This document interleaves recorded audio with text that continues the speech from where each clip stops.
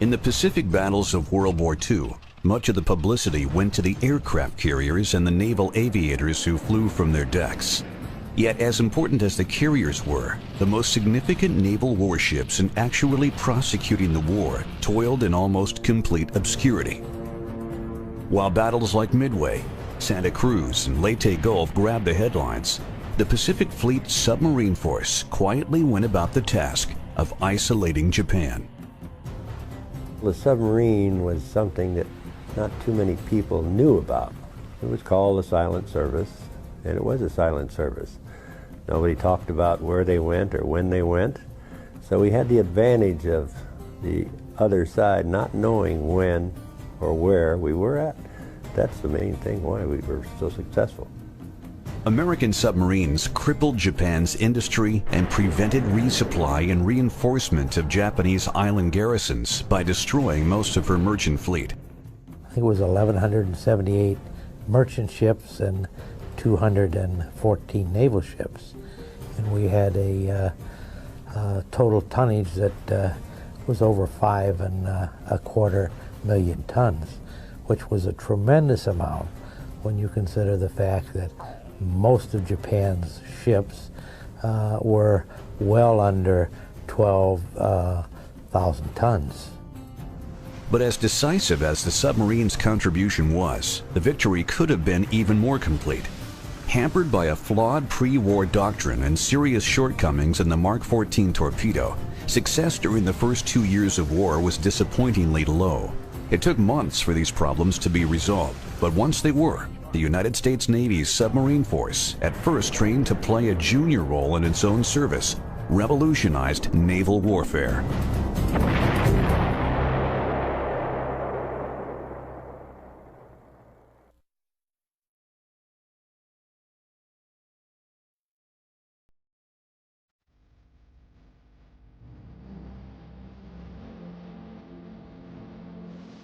Today's nuclear-powered submarines are among the most technologically sophisticated machines ever built, combining advanced computer systems, precision navigation, sensitive sonar equipment, and devastating hitting power into one of the world's most lethal and stealthy weapons. The adaptations and inventions that allowed sailors to not only fight a battle, but also to live for months at a time underwater, include some of the most brilliant developments in military history. Submarines have been used for warfare in one form or another since the American Revolution, but it was not until World War I that the combination of diesel engines, battery power, and self-propelled torpedoes made them a significant threat. All of the world's major navies included submarines in their fleets, but it was the Germans who would first exploit the versatility of the submarine in open ocean warfare. In response to a sea blockade of her ports by Great Britain, Germany implemented a submarine blockade of the British Isles, but was constrained by the international law of the sea, which required blockading ships to board and search ships suspected of carrying forbidden cargo. Crewmen aboard guilty vessels would be allowed to man lifeboats, and then the ship would be sunk. In 1916, however, the German Kaiser ordered unrestricted submarine warfare, which allowed submarines to torpedo ships believed to be forcing the blockade without formalities like announcing their presence. British shipping losses went up, and so did those of the United States, that was shipping large amounts of food, raw materials, and munitions to the British and French. Germany's use of unrestricted submarine warfare was denounced as brutal and uncivilized by the Allies and by the American press. The most notorious attack occurred when a German submarine torpedoed the British ocean liner Lusitania. The huge ship sank in just 18 minutes, killing 1,198 of the nearly 2,000 people aboard, among them 128 Americans. The incident was used to turn American public opinion against Germany and was an important issue that helped push the United States into the war. Though the Germans ultimately lost, they had demonstrated the effectiveness of submarine warfare against merchant shipping. After the war, the U.S. Navy looked to improve the capabilities of its submarine fleet, but existing technology proved a limiting factor. S-class boats, built between 1920 and 1925, were designed primarily for coastal defense purposes, not to cruise vast expanses of ocean. Though significantly larger than their predecessors, stowage space aboard was extremely limited and living quarters cramped beyond comfort. Derisively called pig boats by their crews, S-boats more than lived up to their nickname. While designers worked to improve functional capabilities, strategists sought to address questions of identity and mission. Two competing interpretations of submarine doctrine emerged.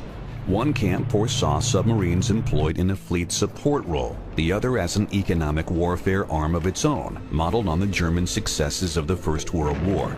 However, American naval thinking was oriented towards fighting other navies, which left commerce raiding with no real place in strategic planning or training. It was determined that U.S. Navy submarines would fight other warships, and under the guidelines imposed by the 1930 London Naval Conference, would not attack merchant ships without first providing warning. Though this attitude negatively impacted tactical training in the years leading up to World War II, long-range strategic planning proved critical to the development of submarine technology. The rise of Imperial Japan had been a cause of increasing concern in the West since the turn of the century. Anticipating an eventual war, the United States developed War Plan Orange, which relied heavily on battleships but included submarines as scouts for the fleet. They would go out and form a picket line in front of the main fleet. You'd see the enemy fleet showing up. They'd take a couple shots at them as they went by. They would radio back and let the main fleet know they were on their way.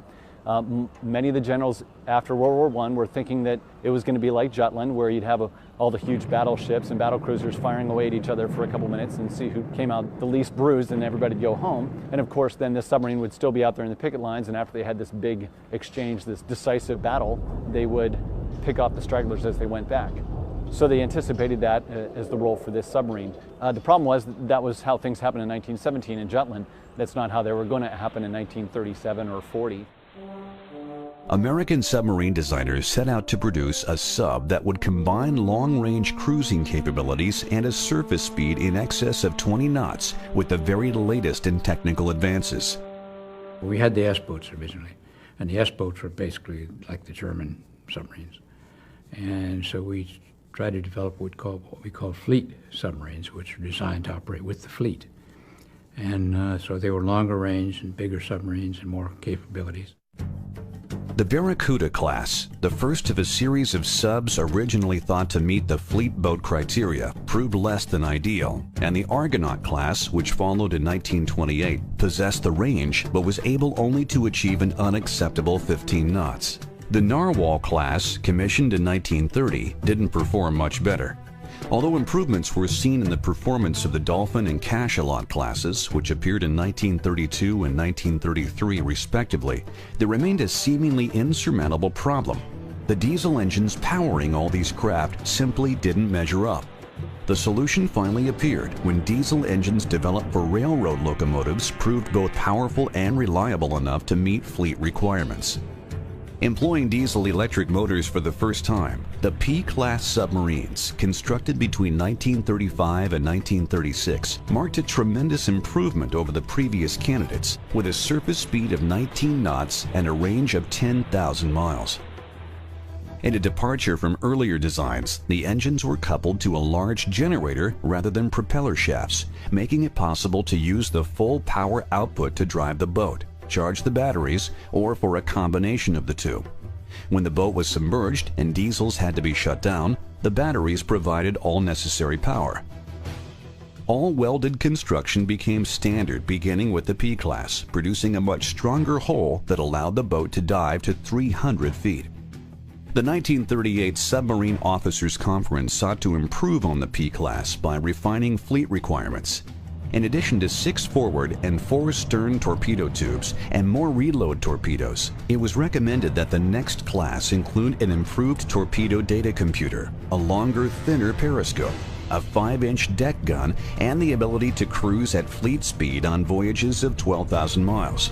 Habitability was to be improved by the addition of freshwater distillation units and air conditioning. The Navy got all that and more with the Tambor class, a submarine that at last possessed the speed and firepower necessary for a fleet boat. Capable of 21 knots surfaced and 10 submerged, they could crash dive to periscope depth in under a minute. With good seakeeping, great handling, and excellent habitability, the 300-foot-long Tambor class provided sufficient elbow room for long war patrols. The U.S. Navy's first fleet sub had come of age. The foresight of our building submarines in 1938 that would go across the Pacific Ocean and back, round trip, signified that our leaders knew there was a potential hazard and a potential conflict coming up with Japan. There was no other enemy in that area. The Tambor class, consisting of the submarines Tambor, Tautog, Thresher, Triton, Trout, and Tuna, would eventually make a combined 70 war patrols and sink 80 enemy ships. The average of 13 ships per submarine was unmatched by any other class of boat. USS Tautog became the fleet's leading ace, with 26 Japanese ships to her credit. In 1940, the follow-on to the Tambor class appeared. Gato-class submarines were fast, heavily armed subs, well suited for an undersea war against Japan. At 312 feet long, Gatos comfortably accommodated a crew of 80. They could make 20 knots on the surface and nearly 9 submerged, and were equipped for journeys of 10,000 miles or more. Gatos and their immediate successor, the Balao class, became the bane of Japanese merchant ships during World War II. They were faster, longer range, and a lot more torpedoes, and a lot thicker hull. Our diving depth, Pollock was a riveted submarine, and the P-class was the last of the riveted submarines because they went to welded hulls after that. And she was a thin hull belt. Our test depth was 250 feet. The new boats were 550 up. With 6 tubes forward and 4 tubes aft, Gato-class subs could carry up to 24 torpedoes. Its primary weapon, the Mark 14 torpedo, had an alcohol-powered steam turbine engine that could propel it at 46 knots for up to 4 miles.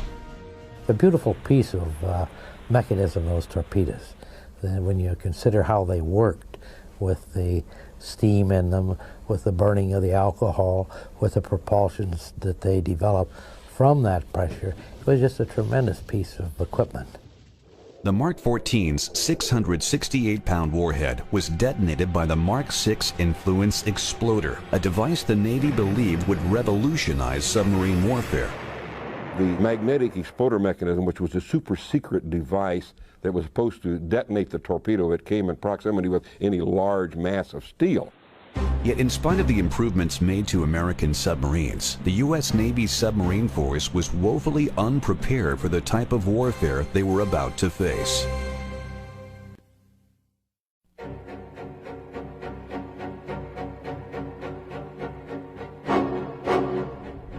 On December 7, 1941, there were 50 submarines attached to the U.S. Pacific Fleet. 21 were stationed at Pearl Harbor and 29 at Manila Bay. Of these, a number were the earlier S-class boats built in the 1920s. Only 4 were in Pearl Harbor at 7:55 a.m. when the Japanese began their attack.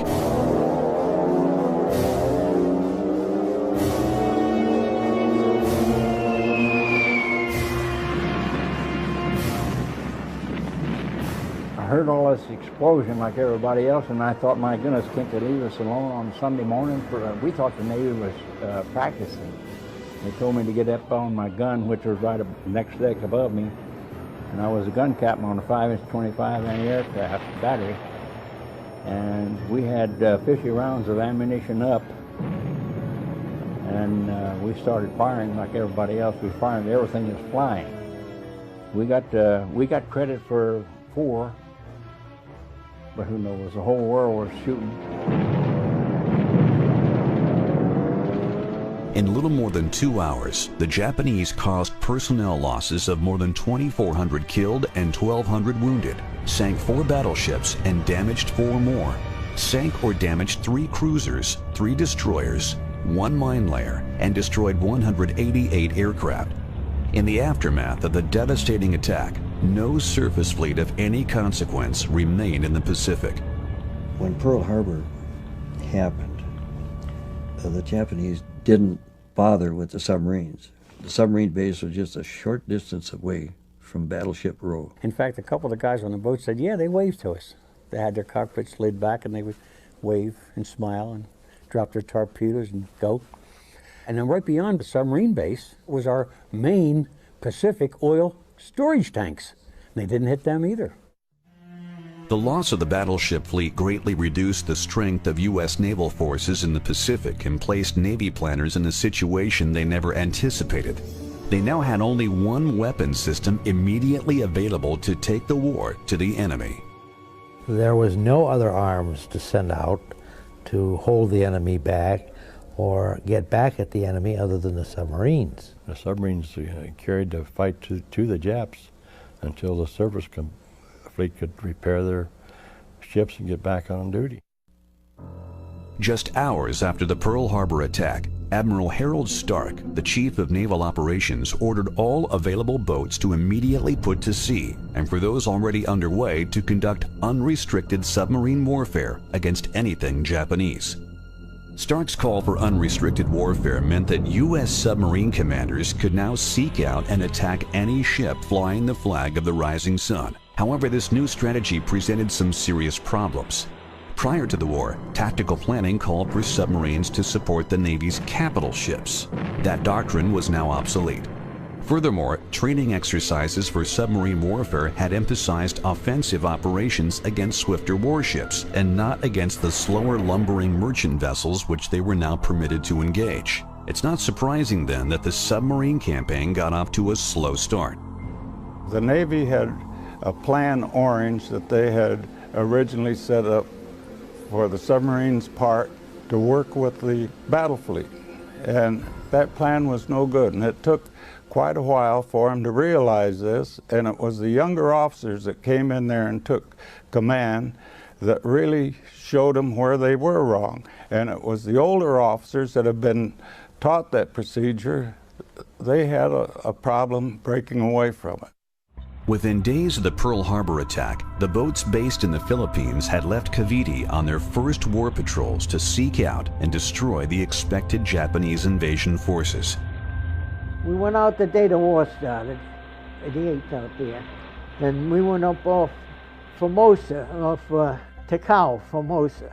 And see, that was a big naval base up there, Ticao. And we were supposed to observe ships going in and out of there and surface at night and report, you know, such and such a size ship, you know, going on course so-and-so and all that.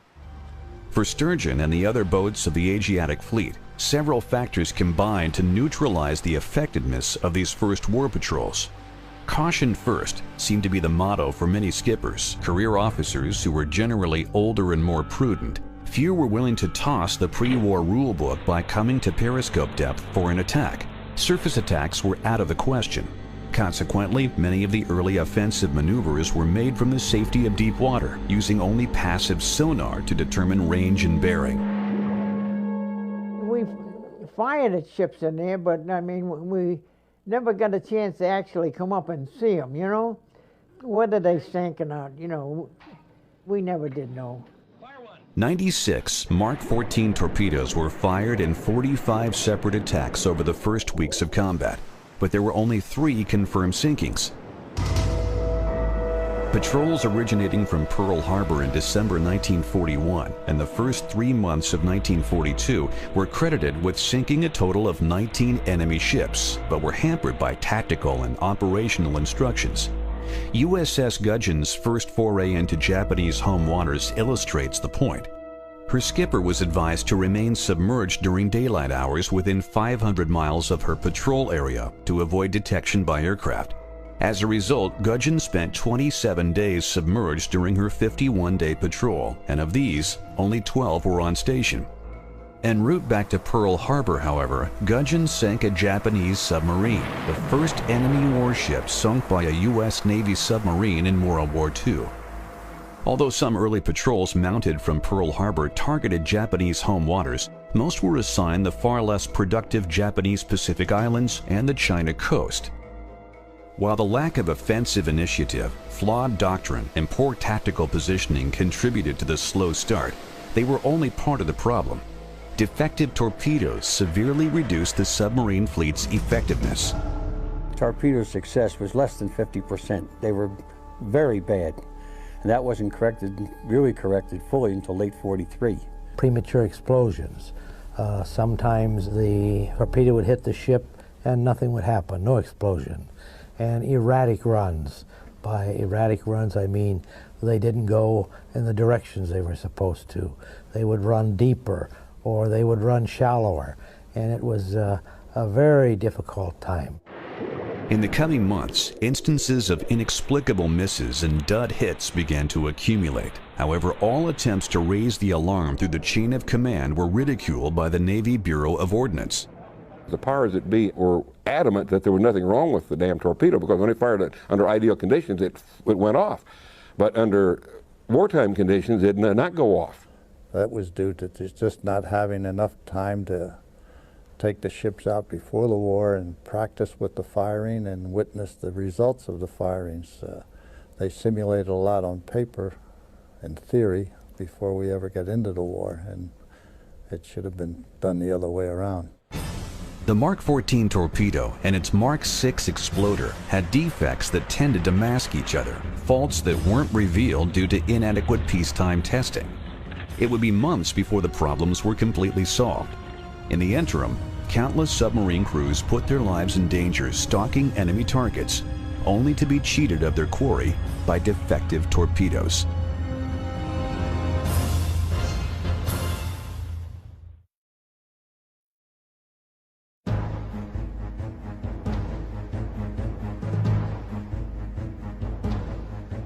The problems facing the American submarine fleet early in the war were numerous, but such was the case for the Allies throughout the Pacific. Beginning with the attack on Pearl Harbor, Japan handed the United States and her allies a series of crushing defeats. Simultaneously with the attack on Pearl Harbor, the Japanese moved against Malaya, Hong Kong, and the Philippines. On December 8th, an air raid on Clark Field in the Philippines destroyed most of the American Air Force stationed there before it ever left the ground. 2 days later, Japanese bombers flattened the Cavite Naval Station in Manila Bay, home of the U.S. Asiatic Fleet. Nobody ever hears about, the beating they took out there, but they took a beating out there just like Pearl Harbor did, And, we wasn't in there. We was out when she got hit, Cavite got hit. But they got the Sea Lion there, and they put some holes in the Sea Dragon. The Sea Dragon got out of there, and she had some holes in it, but they patched it up and got her back all right. With its facility ruined and practically no air cover, surface units of the Asiatic Fleet withdrew to Australia and the Dutch East Indies, where they would be out of range of Japanese aircraft on Formosa. Before the end of the year, the submarine force followed suit, abandoning the Philippines shortly after the Japanese came ashore at Lingayen Gulf, 300 miles northwest of Manila. They told us to go into Exmouth Gulf, and they looked it up in the Coast Pilot, and in there it said, it didn't show nothing. It just showed the entrance, and then the line stopped, and all this was, nobody knew what it was, We're supposed to go in there. And they said that the last time anybody had been in there was in 1800 and something, and at that time the natives were friendly. As the Asiatic Fleet struggled to regroup, the Japanese overran Burma, Malaya, and Thailand. Only Java in the Dutch East Indies had yet to be conquered. U.S. submarines attempted to stem the tide by attacking the invasion forces, but to no effect. Java fell in little more than a week. By the end of March 1942, Japan had achieved nearly all of her pre-war objectives. After the loss of the East Indies, U.S. submarines of the Asiatic Fleet withdrew to Perth Fremantle on the southwest coast of Australia. Since the outbreak of war, they had managed to sink only 10 enemy vessels, 8 merchants, a destroyer, and an aircraft ferry. Of the original 29 Manila boats, 4 had been lost. The U.S. High Command decided to leave the remaining submarines of the Asiatic Fleet down under rather than withdraw them to Pearl Harbor. This was due in part to the decision to divide the Pacific into separate command areas. General Douglas MacArthur assumed command of the Southwest Pacific area, which included the Philippines, the Dutch East Indies, Borneo, Australia, New Guinea, and the western part of the Solomon Islands. Admiral Chester Nimitz would command the northern, central, and southern Pacific from Oahu. Submarines based in Australia would be well positioned to attack Japanese supply lines between Southeast Asia and the home islands, or support offensive operations in either area. By April 1942, the submarine force in Australia numbered 31 boats, with 20 at Perth Fremantle and 11 at Brisbane. The Fremantle force was meant to deploy against Japanese supply lines in the Southwest Pacific, as well as to undertake special missions ordered by General MacArthur to pick up and deliver personnel and supplies behind enemy lines. We would come in to an island at night, submerged, and then just surface enough to get our conning tower and our decks awash. And then the commandos could get their kayaks out. And then at night they would row into the islands, and believe it or not, they would count the Japanese that were on the island. Intelligence gathering missions, whether visual, photographic, or by landing party, were an essential fleet support role throughout the war.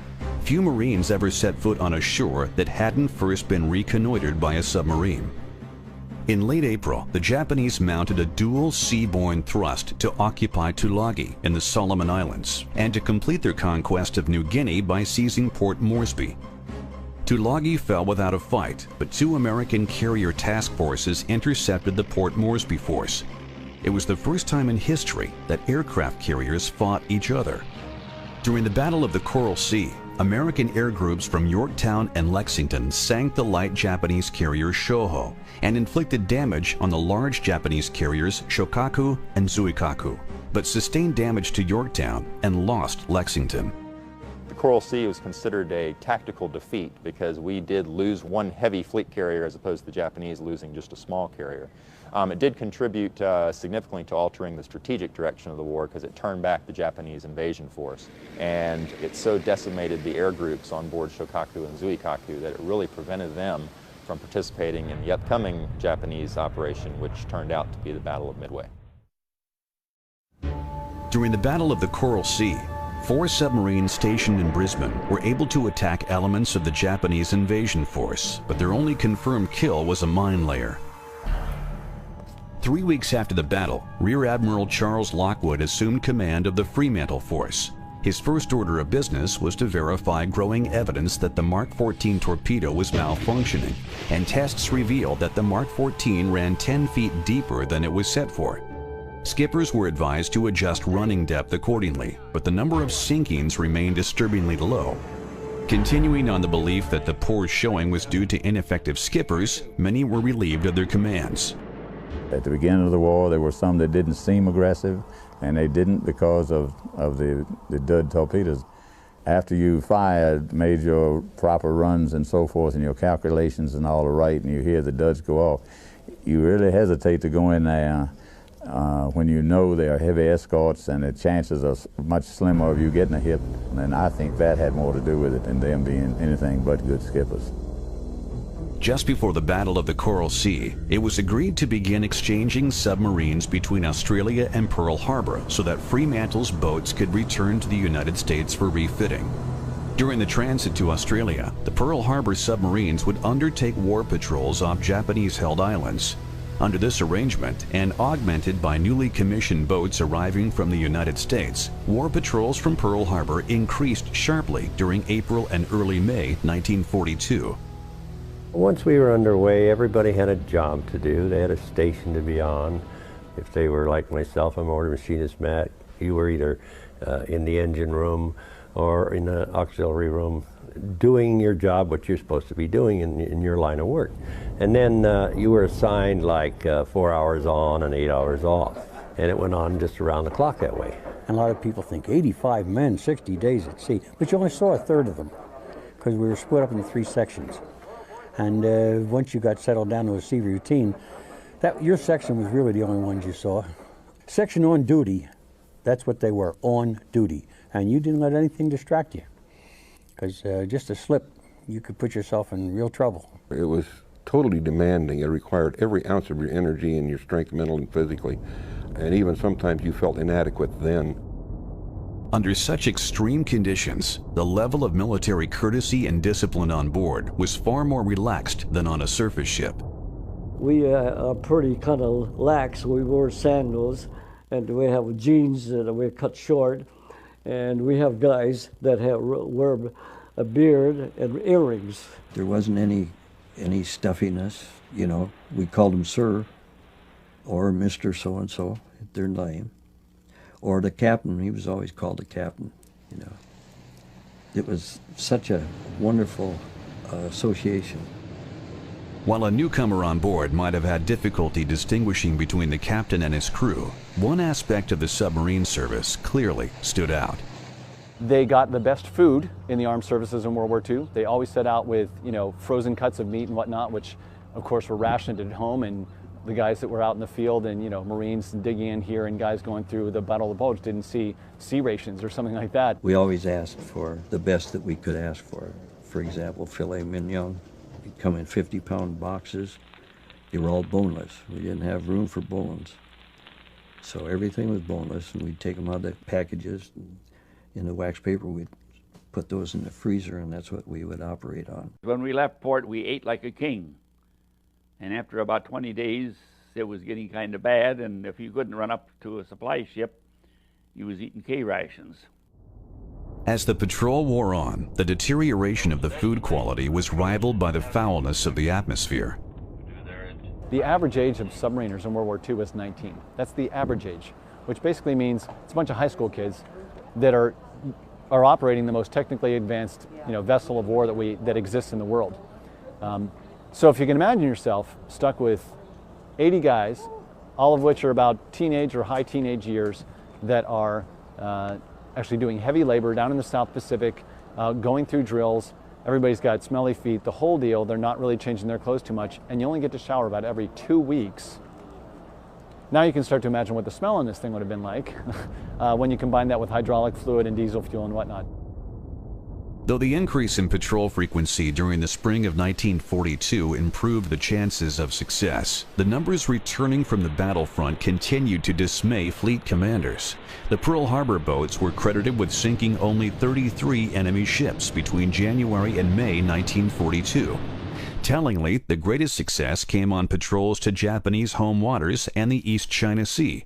Stakeouts of Japanese bases in the Central Pacific continued to yield meager results. Warship is kind of hard to tell because they go too fast for the sub. By the time you see them, they're gone. You have to be lucky to be right in front and to cross your path. In mid-May, Navy code-breaking efforts provided advance warning of a major Japanese offensive aimed at Midway Island, just 700 miles from Pearl Harbor. Admiral Nimitz immediately deployed his 3 remaining aircraft carriers to intercept, and the result is often described as the turning point of the Pacific War.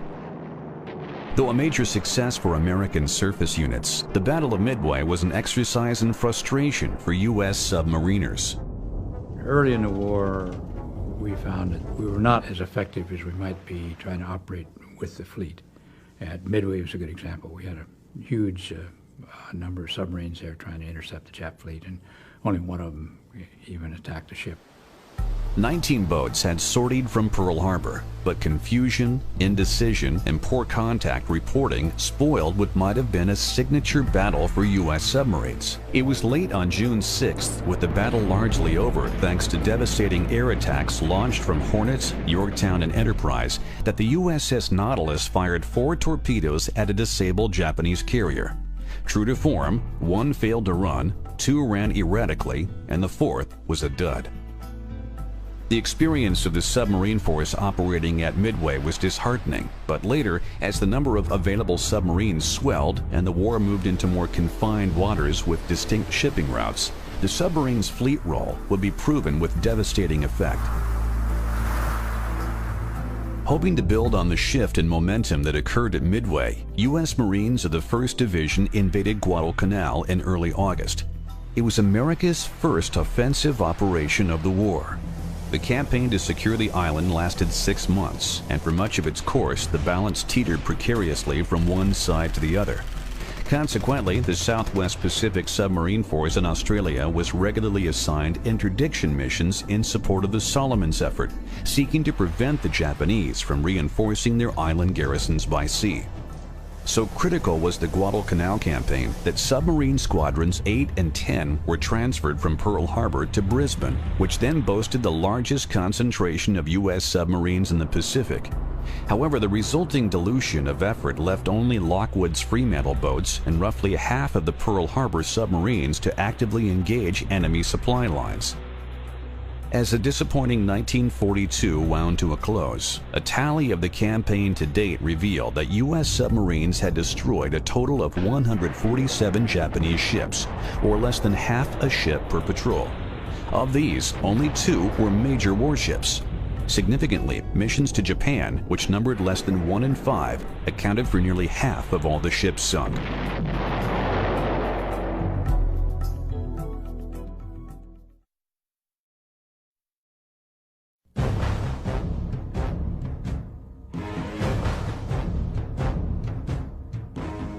After the defeat at Guadalcanal early in 1943, the Japanese shifted their focus to defending what remained of their earlier conquests, while the Allies began developing a plan that would allow them to gain the offensive initiative.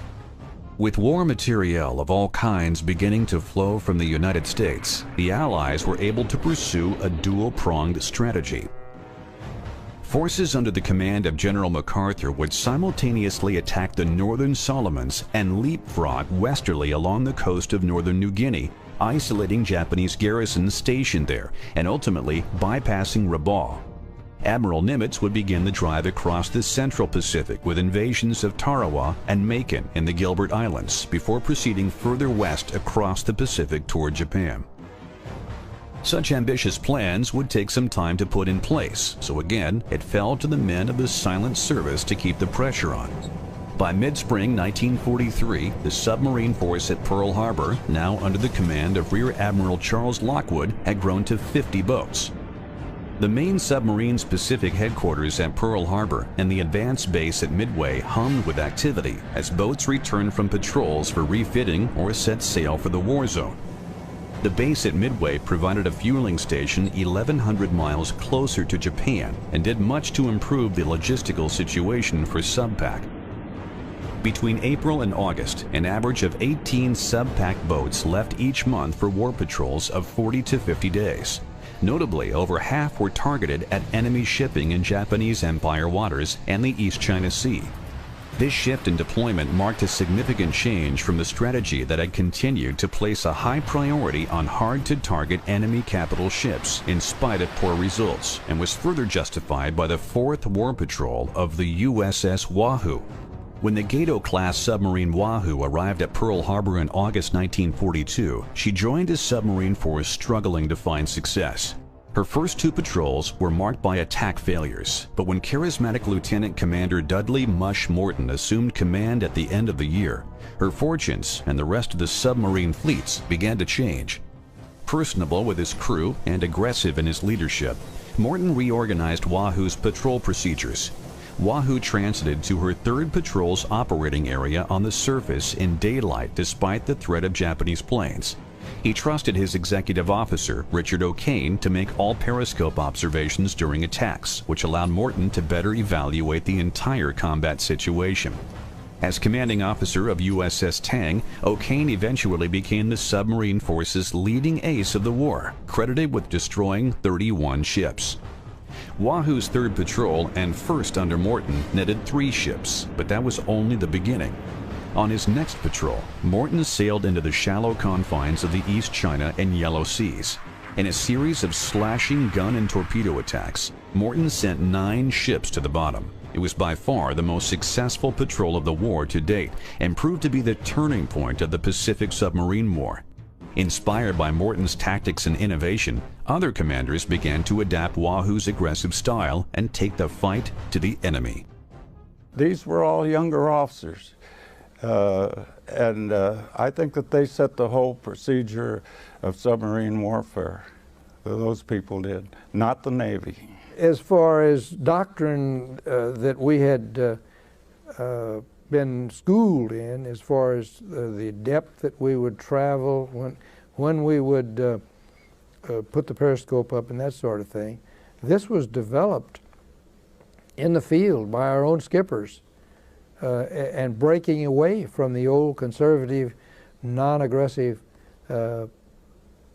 rules that had governed the way we acted. The determination and character exhibited by Morton and the crew of Wahoo was hardly unique to that vessel. Just being accepted for submarine duty was a testament to these sailors' abilities. In order to get into submarines, you had to pass a rigorous set of exams to show that you were very smart, to show that you had psychologically what it takes to live with 80 other guys for a little over 2 months on a war patrol without ever seeing the sun, in close quarters with very little privacy. So these guys had a lot of camaraderie. They had a lot of respect for each other. The people that were involved in it, they were the cream of America's crop. They were the finest physically adapted people and mentally, and they had a tremendous attitude. It was a very elaborate and in-depth screening process. And to give you an example of the number of people who made it, there were 105 that volunteered with me, and there were like 6 of us passed. So it was an extremely difficult service, and it was all volunteer, 100% volunteer. The elite group of men who formed the submarine force made up only 1.6% of the entire U.S. Navy. Each had received 50% more pay than the rest of their Navy comrades for their willingness to accept the hazards, rigors, and privations of service aboard a World War II-era submarine. I first became aware of submarines when I was 10 years old, and from that day on I wanted to be a submariner. And I like to think most of them did. They weren't there for the money. It was nice. It was nice to get the extra money. But most of us there because that's what we wanted. Service aboard a submarine was far different than in any other branch of the military in the Second World War. During a patrol that could last up to 10 weeks, most crewmen only rarely caught a glimpse of sky or the taste of fresh air, let alone actually setting foot on dry land. You didn't know what day it was, you didn't know whether day or night, and you really didn't particularly care. You just had a job to do. And of course, also you had a sanitary problem because you had 80 men on there who hadn't had a bath in however long you were out. Patrols weren't all glorious and a lot of fun. There was a lot of tedium and boredom, weeks at a time before you might see a target and break up the monotony. But I think the fact that we all suffered the same suffrages and the same glories and so on is what brought us all together. Along with the monotony, training drills were another fact of life for submariners. In our day, it took 5 men just to dive it or surface it, and it took about 20 to operate it. And it had to be done in unison, in perfect coordination, and just one mistake could cost the life of every man on the boat. And so you were very acutely aware of your responsibilities. In order to attain the rating of qualified in submarines, each man in the crew of approximately 80 had to know how to perform every single job aboard a U.S. submarine, the most sophisticated and complex man of war at the time. Every single person on this boat had a job to do, and if they didn't do their job, everyone else on the boat could literally die. Anyone from the captain right down to the cook had to know what every single thing did in every compartment. So if you were in that compartment when you underwent some kind of attack or there was some kind of emergency, you would know what to do in order to save the boat. Of course, the very first patrol that you go out on, of course, you're a new man and you've really got to learn things. So it's up to you to find out what it's all about on board. You know, just really investigate and ask questions. And so you'll be able to qualify. So you will know your submarine and know what it's all about. And you had to make drawings of every system throughout the boat. Then an officer aboard would take you through the boat and question you on every compartment in the boat. You had to qualify on each submarine that you served on. You had to re-qualify, even though the subs might be from the same shipyard, but you had to re-qualify. But when you got your Dolphins, I think you were the proudest man in the Navy. The esprit de corps that developed among submariners was not entirely unique within the military. Elite units like airborne troops and close-knit groups like bomber crews or naval aviators shared a high level of camaraderie. Yet for these and virtually all other servicemen in World War II, the near certainty of death should disaster strike did not exist. I think you come close to death so many times with each other that you just develop a brotherhood, I would say. It's hard to describe, but you talk about families. I think we were even closer than families. Everyone knew that their life depended on the man next to them, and everyone knew that the man next to them's life depended on them doing their job. So there was a huge amount of esprit de corps. The disadvantages, of course, were, first of all, as a proportion, this was the most risky arm of the armed services to serve in. Your chances of coming back on one of these alive were lower than any other thing you can think of. Daylight bombing raids over Germany, storming Iwo Jima with the Marines. Your chances were better of surviving those activities than it was to be on one of these submarines in World War II. They had a 24% casualty rate. It was very rare for men to actually survive any kind of damage or attack on a submarine. So if something went wrong, 80 guys just went to the bottom.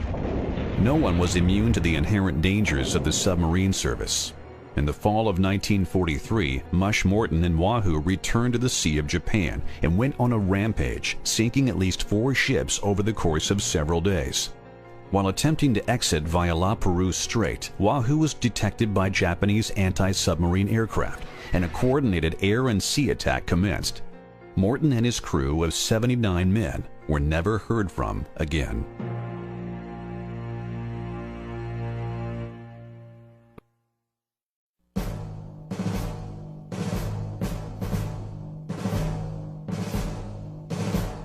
Since he had assumed overall command of the Pacific Submarine Force early in 1943, much of Rear Admiral Lockwood's attention was consumed by nagging materiel problems. Foremost among these was torpedoes, not only a shortage of supply, but continuing evidence of serious malfunction. Lockwood's tests at Fremantle in mid-1942 established that U.S. torpedoes were running too deep, but after correcting the problem, torpedo performance failed to improve. Premature warhead detonations, believed to be the result of a too sensitive magnetic influence exploder, continued to bedevil the fleet. Lockwood convinced Admiral Nimitz to rely solely on the Mark 14's contact exploder. But even with the magnetic feature disabled, Pacific Fleet submarines continued to experience a significant percentage of duds. I know one particular run we made, we fired 19 torpedoes and we could hear them hitting the hull. And we were being fired on from the direction the torpedoes were coming from. But we never got any damage done. You never saw such a dejected bunch in your life as you did when 4 torpedoes were fired and the sound man heard 2 of them hit and none go off. It was frustration of the first order. During a series of experiments conducted in Hawaii in September 1943, it was determined that when a torpedo struck at a 90-degree angle, which was considered ideal, the firing pin would buckle, which in some cases prevented it from contacting the exploder cap. Merely installing a stronger firing pin resolved the issue. With this simple modification, the performance of the Mark 14 torpedo finally reached acceptability, but it had taken half the war to get there. The ongoing shortage of torpedoes, a persistent problem early in the war, was remedied by the gradual introduction of the Mark 18 electric torpedo beginning in mid-1943. Although slower than the Mark 14 and somewhat limited in range, the Mark 18 left no telltale wake that could give away a submarine's position. Almost invariably after you fired torpedoes, the escorts could see the torpedo tracks and they knew where the torpedoes came from. And they just run down the torpedo track expecting to find a submarine at the other end, and they usually would. And Japanese anti-submarine efforts were primarily passive or listening sonar rather than active sonar where you ping like our ASW efforts were largely. And Pollock wasn't as fast as the new submarines, but also she was very noisy. If they were going to be listening, the submarines that made the most noise were the ones they'd hear first, and that was us. The primary anti-submarine weapon during World War II was the depth charge, a canister of high explosives set to go off at a predetermined depth. The object being to have the depth charge go under the submarine so that the explosion came up. We used various and sundry methods of evading them if possible, and I'm living proof that we've evaded right many. The first time to go through that is really terrifying. You hear 2 explosions. And of course, when the depth charge explodes, there's a space that's void that's left, and of course that comes back in as soon as the explosion's completed, and you just don't know when the next one's coming. During the first part of the war, the Japanese tended to set their depth charges too shallow, unaware that U.S. submarines could dive below 150 feet. Early in the war, there was a fact-finding committee of congressmen sent out to the Pacific. And when they got back, one of them made the remark that our submariners didn't have anything to worry about. The Japanese weren't setting their depth charges deep enough. Well, the Japanese can read too. And I'd say in the next 6 months, we lost 10 submarines because they just started setting them deeper. The tenacity of a depth charge attack was another important variable. With a full battery charge, a sub could remain submerged for over 36 hours. But by that point, it would be absolutely essential to surface and recharge. If you were down for a prolonged period, the battery gets very low. You lose the benefit of the oxygen in the ship that you've been breathing up all day. It gets pretty foul below. And sometimes you're held down to practically the full limit of the battery. And possibly even some of our ships were lost because they could never get up in time to charge the battery and didn't have enough power to pull out of it. More submarines were lost to depth charges during the war than any other cause, but the vast majority escaped to fight another day. Although the submarine squadrons at both Fremantle and Brisbane maintained a steady level of activity throughout 1943, Brisbane lost importance as the war moved up the Solomon's chain and westward into New Guinea. By late in the year, just 8 boats were stationed there, but an advanced base established at Milne Bay, New Guinea, put them 1,200 miles closer to their patrol areas. Between June and December, 33 war patrols sent to monitor the supply lines linking Truk, Rabaul, and Palau resulted in 29 confirmed sinkings. During that same period, the 22 submarines stationed at Fremantle sank nearly 50 enemy ships, a dozen of them oil tankers bound from Borneo and Sumatra. The emphasis was switched pretty much to tankers, and we sank an awful lot of the Japanese merchant marine and tankers, and that's the thing, the argument about where we shouldn't have dropped the atom bombs because we'd sunk all the Japanese tankers and they were running out of fuel. Late in 1943, as MacArthur's forces hammered away at Japanese garrisons in New Guinea and the Northern Solomons, and the Marines in the Central Pacific were regrouping after the brutal invasion of Tarawa, Lockwood began deploying small, coordinated submarine wolf packs as tactical units. With that kind of an operation, we could cover a larger area of the ocean. With 3 submarines out there, we could talk to each other on secure radio. And if one of the submarines picked up enemy convoy, well, they could tell the others. And then the Commodore could order the others into a position where he thought they might all have an opportunity to attack some of the ships in the convoy.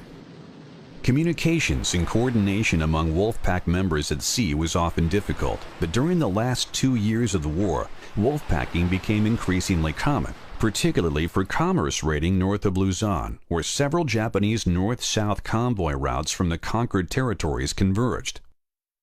The people in Pearl Harbor had laid out a checkerboard-like arrangement of areas, and we were given a certain sequence of movement where we would move from one area to another area to another area, and if we saw a convoy or some warships going through a part of our area that we didn't have time to get to, we could call Pearl Harbor. They could then notify other submarines in the other squares along which those ships were going to travel so that they could have an opportunity to attack them. Along with tactical innovations that continued to evolve throughout the war, new boats arriving in the fleet added ever greater capabilities. Palau-class submarines, the first of the thick-skinned boats that integrated higher-strength steel in the pressure hull, were introduced in 1943. Almost identical in appearance to Gatos, the important difference was in design depth. The Palau class was rated to 400 feet, a full 100 feet deeper than Gatos could go. Tench-class boats, which began to appear in 1944, could exceed 600 feet. They could go twice as deep as we could, and It took twice as long for the depth charges to get down there, and the depth charges are only half as accurate or less on the new fleet boats as the old ones. Regardless of class, fleet submarines underwent a constant program of modification, much of which was carried out by submarine tenders, auxiliary ships specially equipped to perform maintenance and provide logistics support for submarines. The advantage of putting submarine supplies, spare parts, service facilities, and berthing on a surface ship was that it made them as portable as the submarines themselves. Setting up a new forward submarine base became almost as simple as dropping anchor. When a submarine came alongside, maybe they had some problem with their motors or something, electric motors or something, and the machine shop could take care of those things, and the torpedoes or whatever. And then they also have food that they could take some food for them. And they always have a crate of oranges, fruit for them right away on they take out to the submarine. And we also had an ice cream making machine there in the on the tender for things like that. So like more supplies and repairs, small repairs, main function of the tender. Fleet submarines back from the front often required little more than fuel and provisions, but just as often, major repairs were in order. Diesels were repaired or replaced, leaking bulkheads made fast, and electronic gear updated. The conning tower was often replaced during a refit to reduce its silhouette and make the boat harder to see on the surface, and had the added benefit of decreasing the time it took to submerge. 55 seconds to get the boat submerged. That's what we were always striving for, is to close that hatch and get the conning tower, the periscopes below the surface in 55 seconds. If you're on the surface, well, you're kind of a sitting duck. Since individual commanders were allowed to arm their boats pretty much as they wished, the original 3-inch 50 deck gun was generally replaced with something heavier, at first 4-inch 50s and later by a 5-inch 25 wet mount. Some boats carried a pair of 5-inch guns. 20mm guns were often replaced with 40mm Bofors mounted either fore or aft of the tower, and in some cases both. By war's end, few fleet boats were equipped exactly alike. With the refit complete, provisions and supplies were brought aboard and packed into any available space. Loading torpedoes was one of the most difficult parts of this process. We would lift them from the dock or the ship or wherever was supplying it and put them on the skids of the torpedo room. And they were put down with chain falls, cables put on them to ease them down the skids. And many times the torpedo took a route of its own and continued down the skids, went into the tubes, went into the bilges, and all different directions, even though they were under some pretty tight control. And it was a very laborious operation, and it was a damn back-breaking operation was what it was. With the boat reprovisioned, the submarine once again set sail for the war zone. Days later, after performing an endless series of drills that shaved precious seconds when submerging or surfacing, standing watch, manning battle stations, and performing their normal duties, the boat finally arrived at the patrol area.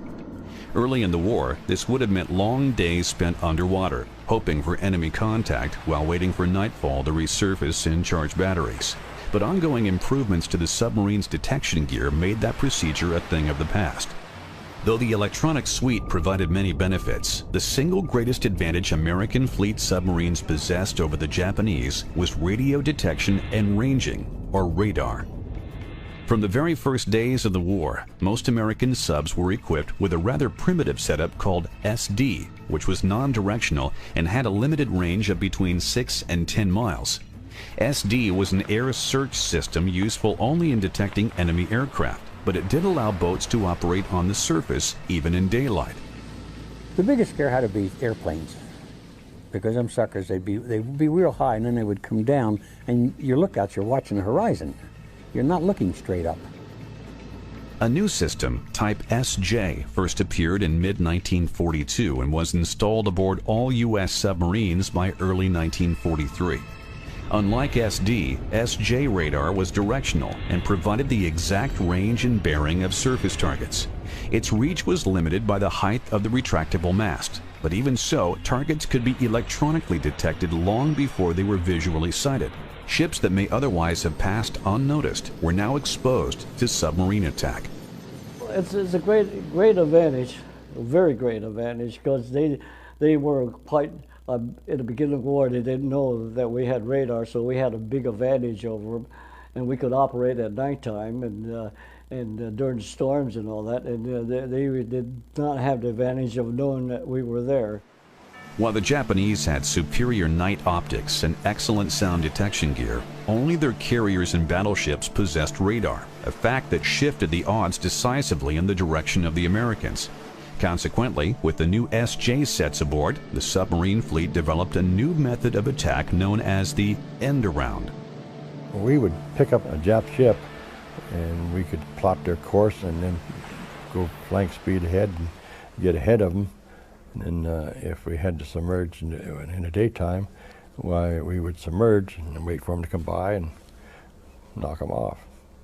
If it was at night, well, we'd stay on the surface and fire from the surface at night. If we saw an airplane or heard an airplane, we would submerge, but we would stay on the surface as much as we possibly can because we could maneuver better. We had more speed to do what we needed to do to get around and take position to be able to fire torpedoes at the enemy ships. Fire control, the process of tracking targets and aiming torpedoes, required far more than simply looking through the periscope. The immediate problem was determining the target's course and speed, a painstaking procedure made vastly easier by the torpedo data computer, a system that simultaneously tracked a target and adjusted the aim of the torpedoes. A series of periscope observations of the target's position, course, and speed were made, and as the fire control problem developed, the TDC provided increasingly accurate directional instructions to the torpedoes. A proper solution was usually obtained after 3 or 4 observations.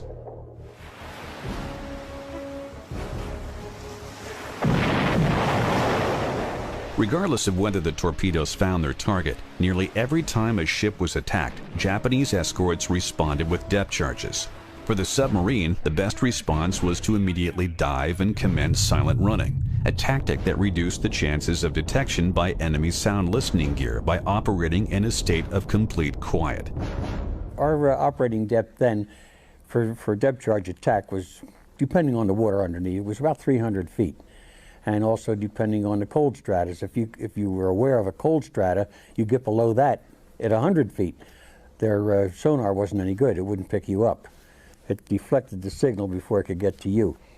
But if you weren't aware of that, you just went to your test depth and stayed there.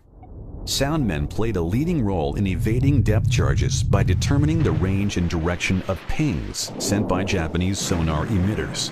The submarine would maneuver to put the attackers astern, then slowly withdraw from the area. We evaded a lot of them, and I'm sure that later on, right many of the boats that got sunk were because they either didn't use that method of escape or they just weren't lucky enough to use it. I think that we were lucky. Technical and tactical innovations combined to make 1943 a significantly better year for submariners. The fleet was credited with sinking 335 Japanese ships, or roughly twice the corresponding figure for 1942.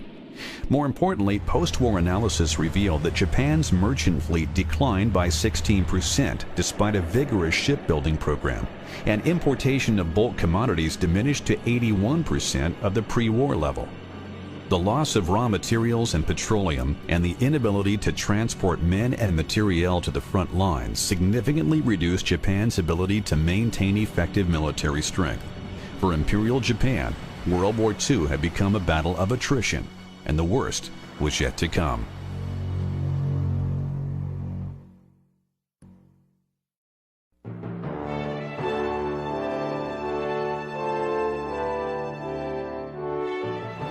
In 1944, the silent service finally hit its stride as the operational deployment of the submarine fleet was coordinated to match the strategic requirements of the war.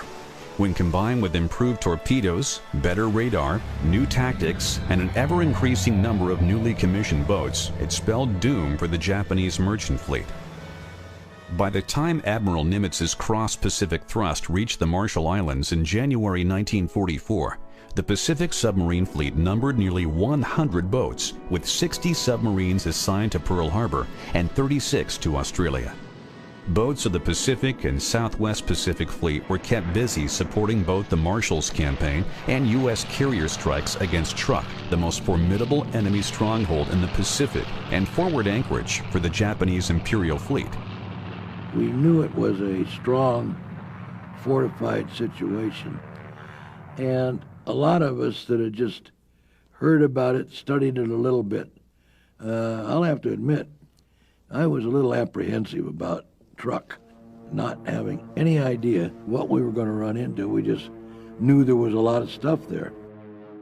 Though concern regarding a strike on Truk was certainly justified, the operation turned into a rout. In 2 days and 1 night of attacks, the air groups of Task Force 58 sunk or incapacitated most of the ships and aircraft they found there.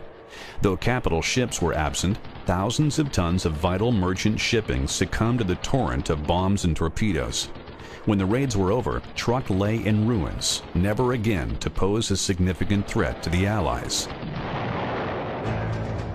In the aftermath of the all-out assault on Truk in mid-February, the Imperial Navy fell back on the Palaus. By April, under growing pressure from naval and land-based air attacks, the fleet had dispersed to Davao and Tawi-Tawi in the southern Philippines, Surabaya on Java, and Singapore in Malaysia.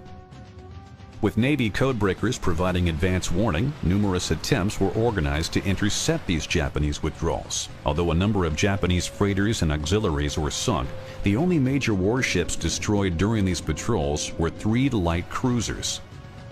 Increased pressure on the Empire, East China Sea, and Kuriil Island supply routes paid bigger dividends. Operating from advanced submarine bases in New Guinea and on Majuro in the Marshalls, submarines of the Pacific and Southwest Pacific Fleet sank 183 ships, or nearly 750,000 tons of shipping in the first 4 months of 1944.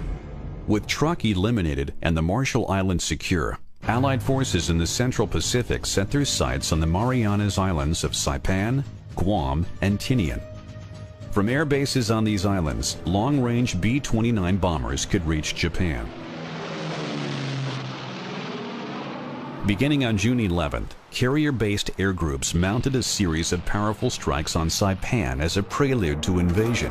Submarines were deployed to interdict any Japanese attempts to reinforce the island and to provide lifeguard services for downed airmen, a procedure introduced for all large-scale fleet offensives beginning with the invasion of the Gilbert Islands in 1943. There was hardly an airstrike that was made that didn't have submarines standing lifeguard duty then. We retrieved 6 pilots in all.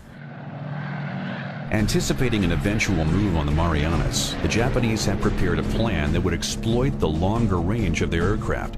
Pilots would shuttle between carriers at sea and air bases on Guam and Saipan, hitting the Americans coming and going, while allowing their carriers to operate beyond the range of an American counterstrike. In mid-June, as the Marines fought their way ashore on Saipan, the remaining elements of the Imperial Fleet began to converge in the Philippine Sea for the decisive battle the Japanese had long sought. But they were not alone. American submarines detected and trailed the enemy forces, all the while relaying critical information to the American fleet off Saipan. When the Japanese launched their aircraft early on the morning of June 19th, they were flying into a trap. Few of their pilots survived to even attempt an attack on the American task forces covering the landing. By this point in the war, American air superiority made any engagement with the U.S. Navy nearly suicidal. All of a sudden, my eyes practically bugged out. I saw a group of about 50, 60 enemy planes, all motley group, no formation type thing at all. Well, I started on down, I wagged my wings, and I started going down. All of a sudden, my eyes apparently were so big from seeing this grand opportunity that I saw another plane, another of our planes, had designs on that same plane that I was going for, and I'm sure we'd have collided if I hadn't aborted that particular pass. But anyway, I pulled back up again, and then I started. And you hear these stories of what the guys were doing: go for the lead man, dive at the lead, and then break them all up. Well, there were just too many of them. We had to work fast because we weren't far from our fleet. And to me, you pick them off the edges. And pick them off he did. During the Battle of the Philippine Sea, subsequently dubbed the Great Marianas Turkey Shoot, Alex Verasu knocked down 6 Japanese dive bombers in a span of 8 minutes on his way to becoming one of America's leading aces. All told, the Japanese lost nearly 350 aircraft and 3 aircraft carriers, including 2, Taiho and Shokaku, which were sunk by U.S. submarines. Though a great success for naval aviation, the battle marked a high point for the submarine force working in concert with the fleet. Effective scouting, efficient communications, and intelligent handling, not to mention several smashing torpedo attacks, combined to give the submarine force a leading role in a victory that permanently crippled Japanese naval aviation. After the Battle of the Philippine Sea, American submarines refocused their efforts on enemy supply lines with renewed intensity and devastating effect. By late August, wolf packs appeared in Luzon Straits and the East China Sea from new Pacific Fleet submarine bases at Saipan and Guam. By the end of the year, they'd sent nearly 150 ships to the bottom. Meanwhile, boats of the Southwest Pacific Fleet patrolled the Japanese oil pipeline from Sumatra and Borneo from advanced bases at Manus in the Admiralty Islands and at Mios Wendy just east of Biak. In July through October alone, boats of the Southwest Pacific Fleet sank almost 100 enemy ships. When combined with the growing toll from air attacks, the effect on the Japanese war effort was catastrophic. Occasionally, the survivors of a submarine attack were taken prisoner, but these instances were relatively rare. Like their counterparts on land, most Japanese were reluctant to surrender. In one case, we picked up a survivor and brought him aboard, and then they would set this enemy down at the table with maps and then start talking with these guys. And at night, having to watch in the galley, I was able to watch all of this stuff. In mid-September 1944, the business of rescue took a grim turn for the crew of the USS Pomponido. Shortly after surfacing late on the 15th, the boat encountered a debris field, the result of an attack made 3 days earlier by Sea Lion. Clinging to the wreckage was a large number of men covered with oil and filth. They got out on the deck with machine guns and whatnot to see if they couldn't take a prisoner or get some intelligence. And as they got very close to one of these rafts of men, they heard one of the men yell out, "Great, first you bloody Yanks sink us, and now you're going to bloody shoot us." And at that point they realized, obviously they were speaking English, they must be friends of ours. And the story is that if you've ever heard of or seen the movie or the book Bridge Over the River Kwai, it talks about how the Japanese, after capturing Singapore, had taken those men in the army and actually used them as slave labor to build the Burma Railroad. Well, these men had actually been used for 2.5 years as slaves to build the Burma Railroad down in Southeast Asia. And the Japanese were actually transporting about 1,400 or 1,500 of them back to the mainland Japan to use as slave labor in those factories. They crammed them into one of the holds on one of the ships and one of the holds on a second ship. We did not know they were in there. And so, of course, encountering the convoy, we went and sank the ships. Well, that first ship that was sunk actually had about 1,450 men on it, allies, prisoners of war. And the Japanese, after it was sunk, picked up all their seamen, their naval officers and whatnot, and they left these men to die. As the Pomponido came through, they realized that these were our allies and immediately got on the radio signaling any other submarine in the area to come by and help them rescue. Before they left, the Pomponido picked up 73 men, both Australian and British prisoners of war, and 72 of them survived the trip back to Saipan, and they were all repatriated. Joined later by Sea Lion, Queenfish, and Barb, the 4 submarines eventually rescued 159 survivors. More than 1,000 men were lost, swelling the ranks of other Allied POWs who suffered a similar fate. In late October 1944, as U.S. Marines struggled to gain the upper hand on Peleliu and Angaur in the Palau Group, General MacArthur's troops stormed ashore on Leyte in the central Philippines. Supporting the landing was the U.S. 3rd and 7th Fleets, which in turn were screened by submarines deployed to interdict a Japanese counterattack. Naval planners believed a move against the Philippines would force the remnants of the Imperial Fleet into battle, and they were not disappointed. Within hours of the American landing, the Japanese combined fleet launched a complex three-pronged attack that would sacrifice what remained of their carrier force in order to annihilate the American landing at Leyte. But it was American submarines that drew first blood. Patrolling west of Palawan Island near midnight on October 22nd, the SJ radar sets aboard American submarines Darter and Dace detected the Japanese center force bound for San Bernardino Strait at a range of 30,000 yards. Darter and Dace pursued on the surface at full power with the intention of making a submerged attack at first light. Darter struck first, sinking the heavy cruiser Otago and damaging her sister ship Takao. Minutes later, Dace followed with a spread that sank Maya. In a separate attack west of Luzon, Bream disabled another Japanese cruiser, the Aoba. It would get little better for the Japanese.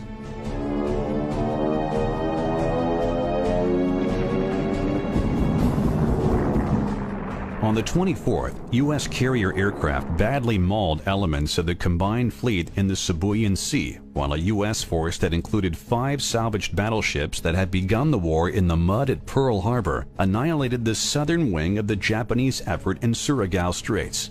It had been a rout, but as the Japanese hoped, Admiral Halsey then steamed off in pursuit of the carriers of the northern force, leaving San Bernardino Strait completely unguarded.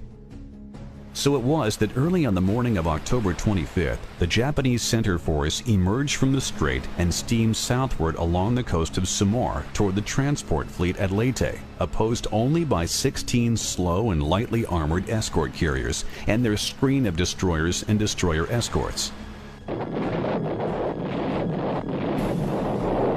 The Americans took a terrible beating as Japanese battleships sank 2 escort carriers, 2 destroyers, and a destroyer escort. But such was the ferocity of the defense that the Japanese believed they were engaging major fleet units. As the battle raged, the Japanese attack, hampered by a combination of poor communications, lack of coordination, and above all the lack of air strength, wavered and then stalled. Although there was precious little to prevent it from blasting through to Leyte Gulf, the center force turned and headed back where it came from.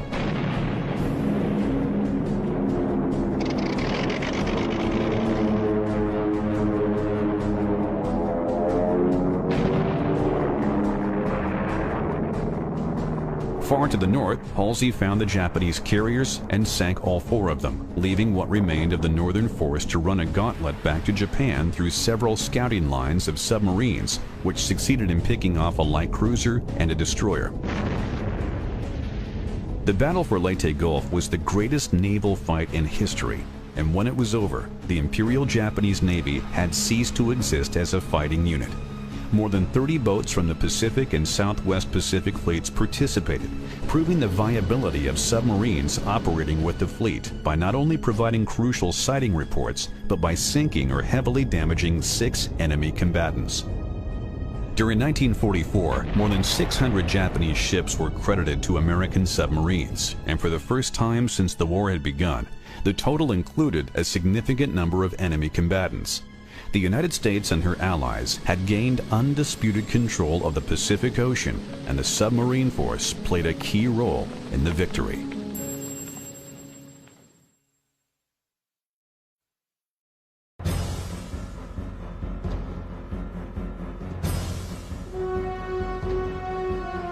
The 1944's anti-shipping campaign was so successful that by the beginning of 1945, few enemy targets of any consequence remained. Unable to replace losses to its merchant fleet with new production, Japan was forced to employ small wooden fishing boats called sampans. Consequently, submarine skippers began thinning out the sampan fleet. Toward the end of the war, you know, there were not as many steel ships out there, but more or less wooden. And sometimes we would take deck guns to those after we got the crews off. and we'd sink them with depth charge. During the closing stages of the war, submarines acted increasingly as submersible gunboats, pursuing the remaining quarry up and down the Japanese coast. Lifeguard duty became more commonplace as well, as air attacks on mainland targets grew in intensity. The Navy had submarines spaced every 100, 200 miles above Iwo Jima. And then below Iwo Jima, then there'd be surface vessels, and they were all plotted, and you knew exactly where they were, and you had flimsies to tell you their coordinates. So if you had a problem, the idea was to ditch near them so you get picked up. Otherwise, it might be curtains. Of all the people that ditched in B-29s, I was lucky enough to be one of those.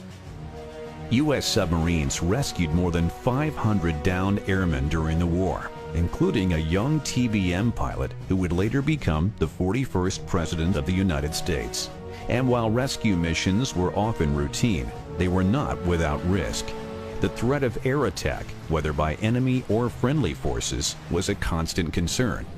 When these pilots ditch, why, their buddies are making runs on us too. I mean, they see a sub, and they were kind of careless, and they didn't make a distinction of who it was, though we threatened those guys and say, hey, if you guys keep on doing this, we're going to leave your buddies in the water.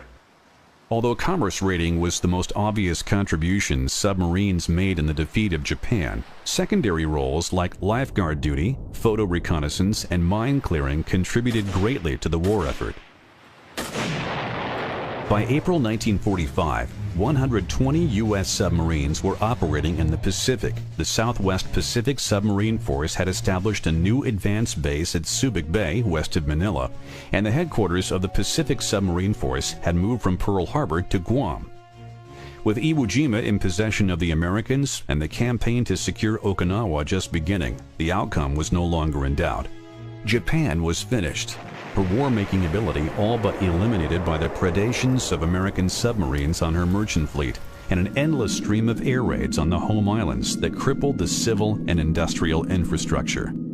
The effectiveness of strategic bombing has to be laid against the fact that most of those factories were not operating anywhere near their capacity because the supplies of raw materials coming in had been choked off, and also the ability of the Japanese to move completed goods, aircraft, tanks, to their overseas possessions was severely curtailed by the fact that the merchant fleet had virtually evaporated by that stage.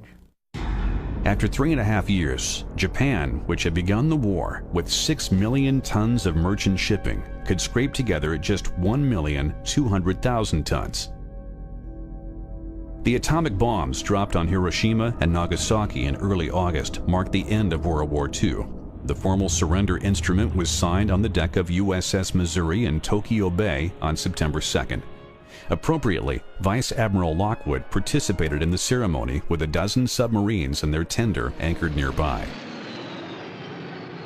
The success of the submarines in World War II, I think, speaks for itself.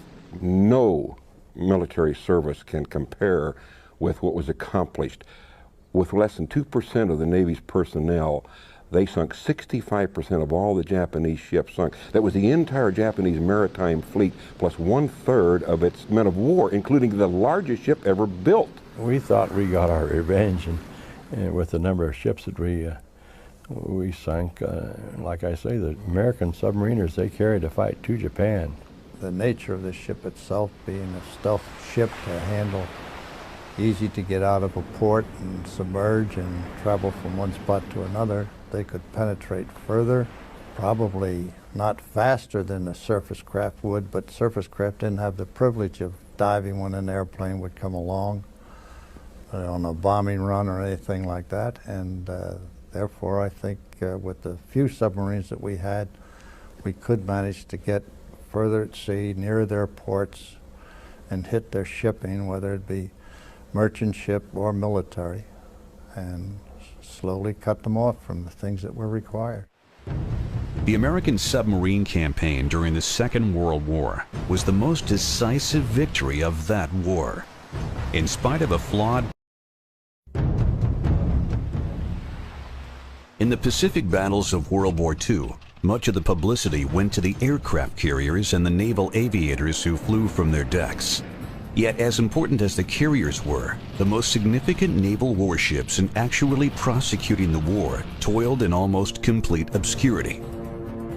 While battles like Midway, Santa Cruz, and Leyte Gulf grabbed the headlines, the Pacific Fleet submarine force quietly went about the task of isolating Japan. The submarine was something